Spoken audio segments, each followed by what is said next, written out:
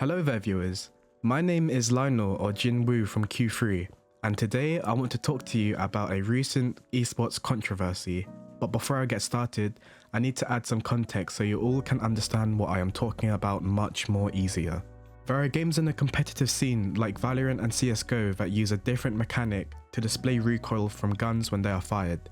This is where they use the movement of the player to determine the accuracy of their weapons when fired.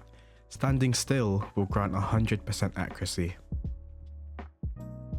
Other games like Apex Legends use the normal recoil mechanic where the player can ADS, or rather aim down sights, on the guns they equipped.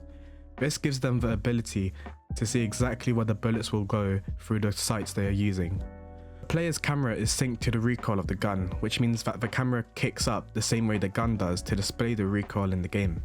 Since a player can control their camera with their mouse movements, this means by simply pulling down their mouse at the same rate the gun kicks up, means that they can almost nullify the recoil from the gun. On the other hand, Valorant and CSGO have a different mechanic where the player does not generally ADS but rather stand still and control the rate their gun fires using precise control over their mouse. Since the main mechanic is the movement of the player determining their first shot accuracy, the gameplay is much different to Apex Legends or Call of Duty. The recoil of the guns are much different and it doesn't affect camera movement as much. The bullets also swiftly travel upwards without affecting camera movement. It's better to tap on left click on the mouse because holding down the trigger of the gun makes it extremely inaccurate. This introduces a mechanic called counter strafing, where whilst moving left or right, they would suddenly move the opposite direction. This creates a split moment where they are standing still, which enables them to use the brief moment to get 100% accuracy and fire a shot. This mechanic is popular because the enemy would be trying to shoot a moving target, but the target would suddenly change directions. Since the target counter-strafed, they now have the chance to counterattack and shoot back with the brief moment they created, giving them 100% accuracy. This means that if there was two people in a gunfight, let's call them A and B, one against the other, A could begin the counter-strafe by moving one direction.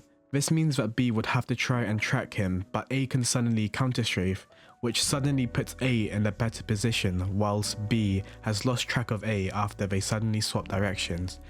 In this brief moment, A now has an 100% accuracy shot, on which they can counter-attack and take down B because A counter-strafed. This is where Razer, a well-known gaming brand, came up with a branch of keyboards that supported a feature called SnapTap, which would change these games forever. Razer's SnapTap feature, which allows for a keystroke to be registered without requiring the release of a previously pressed key.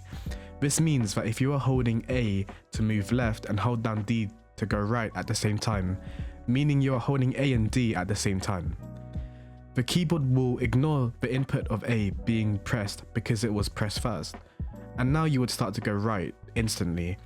The snap tap is controversial because it rapidly increases the speed of a player strafing left to right, vice versa, almost making it instantaneous.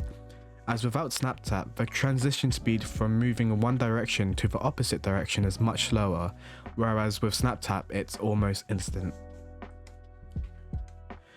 The most common keyboard that players purchased, which has the SnapTap feature implemented, is called the Razer Huntsman V3 Pro Mini. According to the research I gathered, the people who own the keyboard only have good views about it. They say the price is cheap, the build quality is great, and would recommend it to other people, not just for the SnapTap feature, but rather for how great the keyboard feels and functions. And that's everything I wanted to talk about this video.